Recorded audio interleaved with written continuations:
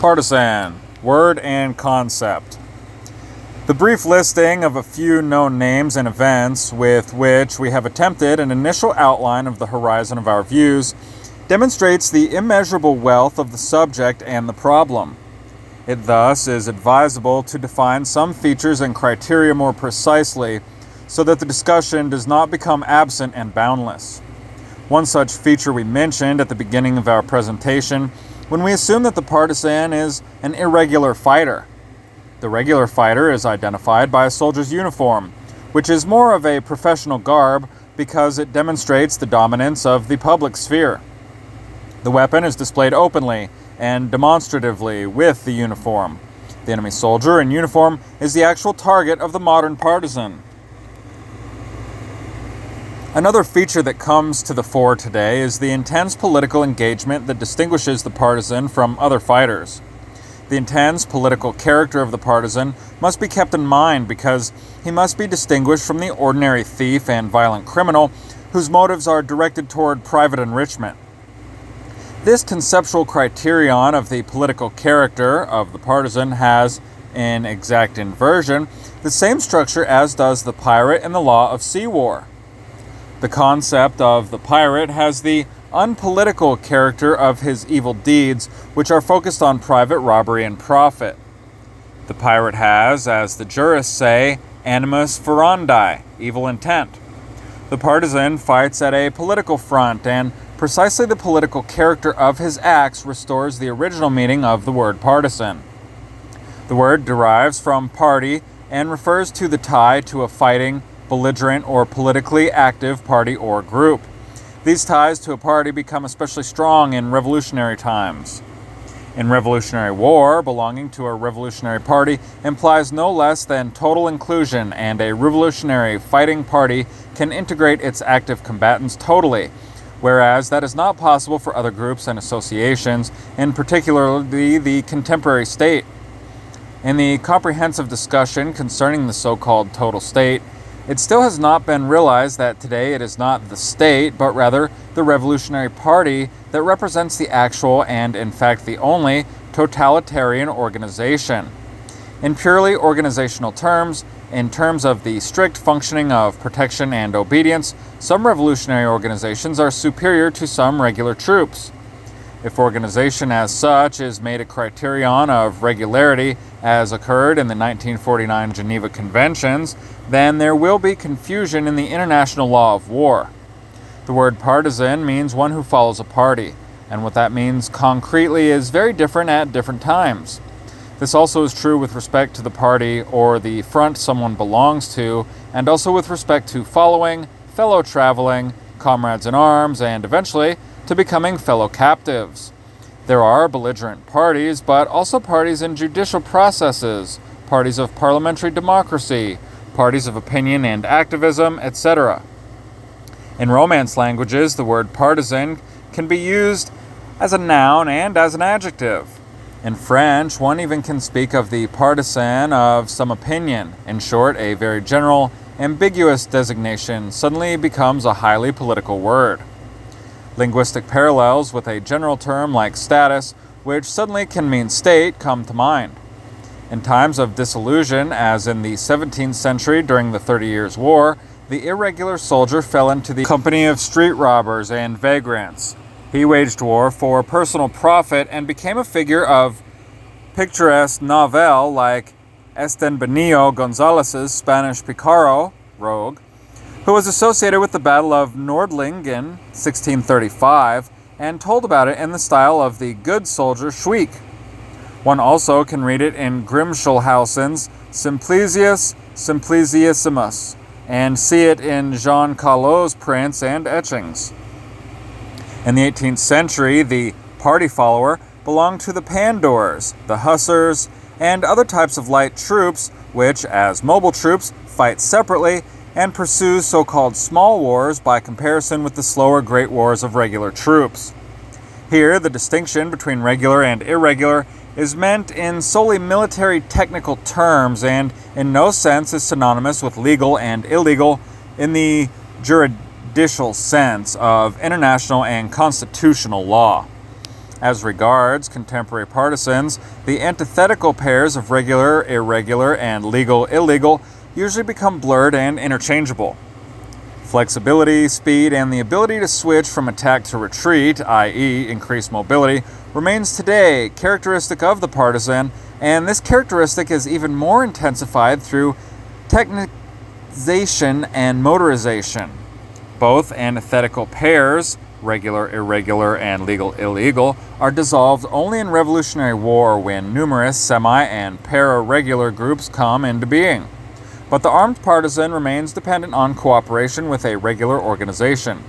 Fidel Castro's comrade-in-arms in Cuba, Ernesto Che Guevara, is an especially good example.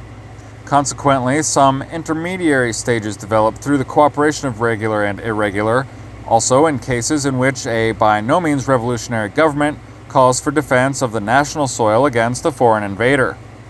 A war of national liberation and a guerrilla war then become one. The designation partisan has obtained in official calls to arms since the 16th century. We still will become acquainted with two important examples of a formal regulation of wars of national liberation and of local militias that tried to regulate guerrilla warfare. But the foreign invader also issues regulations for combating enemy partisans. All such uniform codes face the difficult problem of an international legal regulation, i.e., a regulation of the irregular that is valid for both sides regarding, on the one hand, recognition of the partisan as a combatant and his treatment as a prisoner of war, and, on the other, respect for the rights of the occupying military power.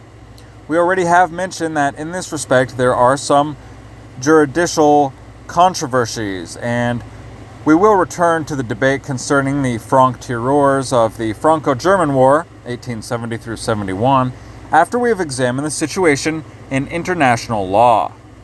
In general, and in view of the rapid changes in the world, the tendency of traditional or classical concepts, as one likes to call them today, to be changed or also to be dissolved is all too understandable. This is also the case with the classical, if one may call it that, concept of the partisan. In a very important book for our subject, the illegal resistance fighter and underground activist are made the true type of partisan. This is a conceptual transformation oriented primarily to certain inner German situations of the Hitler regime and has the aim in this view. Illegality is substituted for irregularity, resistance for military combat. It appears to me that this implies a wide-ranging reinterpretation of the partisan of wars of national liberation and a failure to recognize that even the revolutionizing of war has not forsaken the military connection between the regular soldier and the irregular fighter. In some cases, the reinterpretation leads to a general symbolization and disillusion of the concept. Then, ultimately, any individualist and nonconformist can be called a partisan, without any consideration as to whether he would even think of taking up arms. As a metaphor, this may be permissible, but for me the term partisan defines specific historical figures and situations. In a general sense, we may say, to be a man is to be a fighter, and the consistent individualist does indeed fight on his own terms and, if he is courageous, at his own risk. He then becomes his own party follower. Such conceptual dissolutions are noteworthy signs of the times which deserve a separate examination. Yet, for a theory of the partisan as it is meant here, a number of criteria must be kept in mind so that the theme does not dissolve into abstract generalities.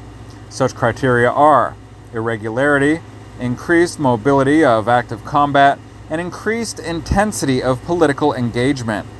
I would like to retain a further fourth characteristic of the true partisan, which Giover Zamora has called the telluric.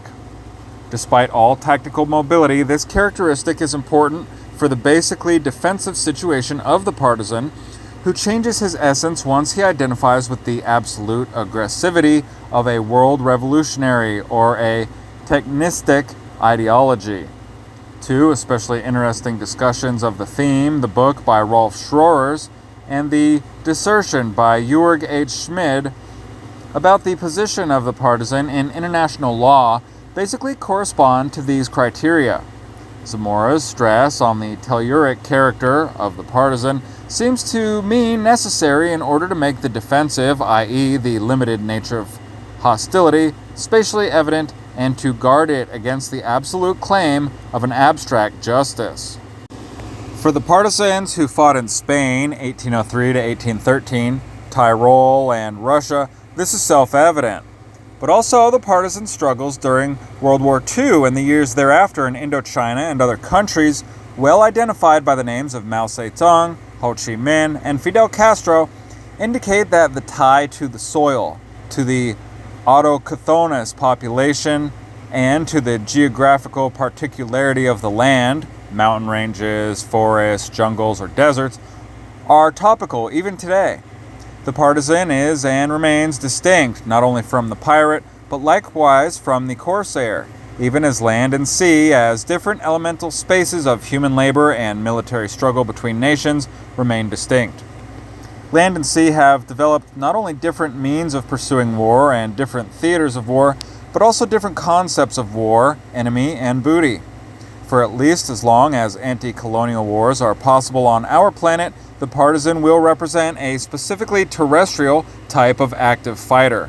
The telluric character of the partisan will be elucidated below through a comparison with typical figures in maritime law and a discussion of the spatial aspect. Yet, even the autochthonous partisan of agrarian background is being drawn into the force field of irresistible techno-industrial progress. His mobility is increased by his motorization to such an extent that he is in danger of becoming completely disoriented. In the situations of the Cold War, he becomes a technician of the invisible struggle, a saboteur, a spy. Already, during World War II, there were sabotage troops with partisan training. Such a motorized partisan loses his telluric character and becomes only the transportable and exchangeable tool of a powerful central agency of world politics, which deploys him in overt or covert war and deactivates him as the situation demands.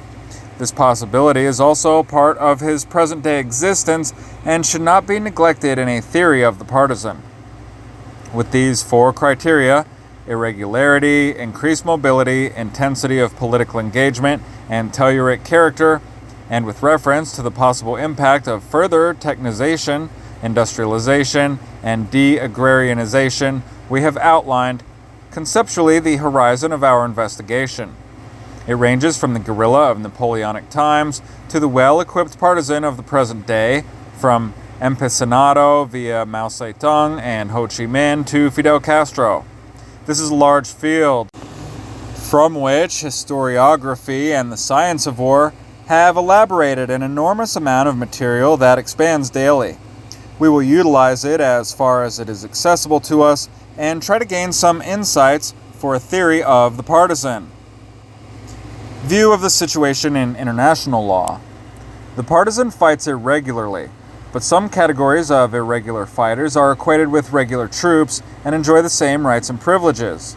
That means their acts of combat are not illegal, and if they are captured by their enemy, they have a right to special treatment as prisoners of war and as wounded. The legal situation was summarized in the 1907 Hague Convention, which today is accepted generally as valid. After World War II, the development was continued in the 1949 Geneva Conventions, two of which regulate the fate of wounded and sick in land war and sea war. The third regulates treatment of prisoners of war, and the fourth regulates protection of civilians during wartime. Numerous states of both the Western world and the Eastern Bloc have ratified them, and their formulations also have been adopted in the New American Military Handbook of Land War Law, July 18, 1956. The 1907 Hague Convention, under certain conditions, equated militia, volunteer corps, and comrades in arms of spontaneous insurrections with regular troops. Later in our discussion of Prussian incompatibility with partisan warfare, we will mention some difficulties and confusions caused by this regulation. The development that led to the 1949 Geneva Convention is characteristic of the further loosening of the traditional European international law based on the state. Ever more categories of belligerents now are considered to be combatants. Civilians of territories militarily occupied by the enemy, i.e. those in the actual combat zone of partisans fighting behind enemy lines, now also enjoy greater legal protection than those accorded by the 1907 Hague Convention. Many comrades in arms who were considered to be partisans now are equated with regular combatants and have rights and privileges. In fact, they no longer can be called partisans, yet the concepts still are unclear and vague. The formulations of the 1949 Geneva Conventions have European experiences in view, but not Mao Zedong's partisan warfare and the later development of modern partisan warfare. In the years immediately after 1945, it was not yet realized what an expert like Hermann Forsch formulated this way. Belligerent actions after 1945 had assumed a partisan character because those who had nuclear bombs shunned using them for humanitarian reasons, and those who did not have them could count on these reservations. An unexpected effect of both the atomic bomb and the humanitarian concerns. The norms of the 1949 Geneva Conventions, which are important for the problem of the partisan, are abstracted from particular situations. They are a precise reference, une référence précise, to the resistance movements of World War II, 1939 through 45. A fundamental change in the 1907 Hague Convention went unnoticed. The four classical conditions for an equation with regular troops, responsible officers, firm and visible symbols, open display of weapons, observance of rules, and application of laws of war were upheld rigidly. The Convention for Protection of Civilian Populations certainly should be valid not only for wars between states, but for all international armed conflicts and also for civil wars, uprisings, etc. Yet, only the legal foundation for humanitarian interventions of the International Committee of the Red Cross and other non-partisan organizations should be created. Inter arma caritas, between the arms of charity. In Article 3, Section 4 of the Convention, it is stated expressly that the legal position, le statut juridique, of the conflicting parties will not be affected. In wars between states, the occupying power of the military-occupied area still has the right to direct the local police of this area to maintain order and to suppress irregular hostile actions. By the same token, it also has the right to prosecute partisans without regard to which ideas inspired them. Accordingly, the distinction of partisans in the sense of irregular fighters, not equated with regular troops, even today remains fundamentally true. The partisan in this sense does not have the rights and privileges of combatants. He is a criminal according to ordinary law and should be made harmless with summary punishment and repressive measures.